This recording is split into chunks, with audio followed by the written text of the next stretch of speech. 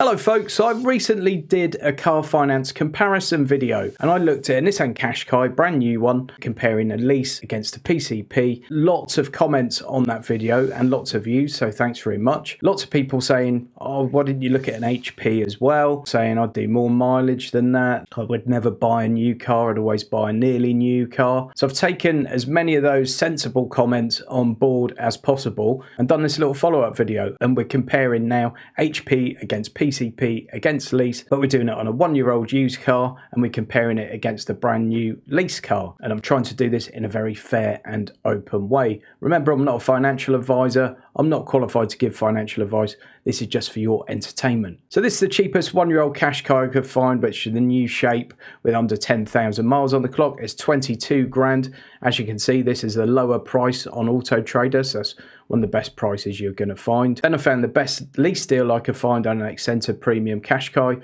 984 up front and 276 a month. So I'm over at CarWow now using their PCP calculator to do this for you, just because it's nice and clear and easy for me to operate. The moral of the story here is to shop around for your car finance. Don't necessarily buy it from your car dealer because the rates vary like you would not believe. I think I was looking at Kazoo earlier and it was like 9.9% APR. I've seen one at 19% APR and then several around 5, 6, 7%.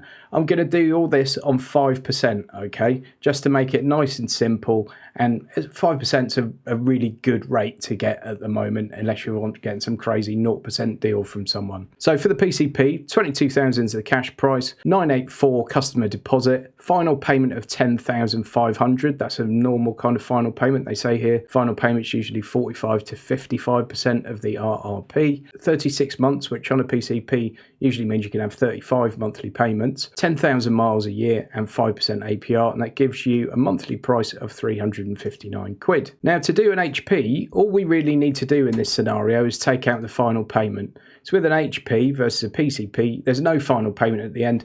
Every month, you're effectively buying the car. What it does mean is you have a bigger chunk of money being financed right from the off, where with a PCP, you're usually only financing about half the value of the car. With an HP, you're financing a bit more. So that monthly payment is 630 quid. The other thing to mention with HP, as you're buying the car, you can do whatever your mileage you want. It's not going to make any difference because you're kind of buying the car. So that's the end of that. Okay, so now we're over at the magic spreadsheet. So let's just quickly whip through the numbers. As you can see with both of these two options, the used car, cash price is 22 grand, deposit's 984. You've then got to factor in your road fund license, it's 165 a year, so 3 years of that is 495. With the HP, you've got 36 monthly payments. With the PCP, you've got 35 monthly payments. The monthly payment on the HP is 630, on the PCP is 359. Moving on to the lease, cash price on a new Nissan Qashqai Accenta Premium is 28,645. In the real world, you could probably get it for 25 grand. It makes no difference to this lease what the cash price is because we're not buying the car. Deposit's 984. No road fund license because the lease company pay that. 35 monthly payments of 276 quid. So £10,644 to lease that brand new car for 3 years and then simply hand it back. If you did a PCP and essentially leased that used car for 3 years via a PCP and then handed it back, it's going to cost you 14 grand. And then if you did hire purchase, it's going to cost you 24 grand, but of course you own the car. So let's look at the rest of it now. So on the HP, there's no optional final payment because you already own the car at this stage. On the PCP, if you want to own the car, you've got to pay £10,500. Obviously, if you don't have that in cash, you're going to have to refinance that, which is going to cost you more interest. On the lease, although you don't have a God-given right to buy the car at the end of a lease, they'll almost always give you a number. You might have to ask for it, but they will give you a number where you can buy the car. But for me, leasing works because you give it back. So I wouldn't recommend leasing to anyone necessarily for buying a car because you don't know the numbers up front, which is something you should pretty much do. Now, the predicted use value of the car. So I found a 4-year-old Qashqai. It actually only had 30,000 miles on it, or 29,000 miles on it. I'll pop the details on the screen for you. That was £12,100 from a dealership. We Buy Any Car offered £10,000 on that car with 40,000 miles on it. I think as a private seller, you'd be doing pretty well to get about 11 grand for a 4-year-old Qashqai with 40,000 miles on it. So I've stuck that in there at 11 grand. Obviously that could vary slightly one way or the other. So after all that, how much does it cost you to have one of these cars for 3 years?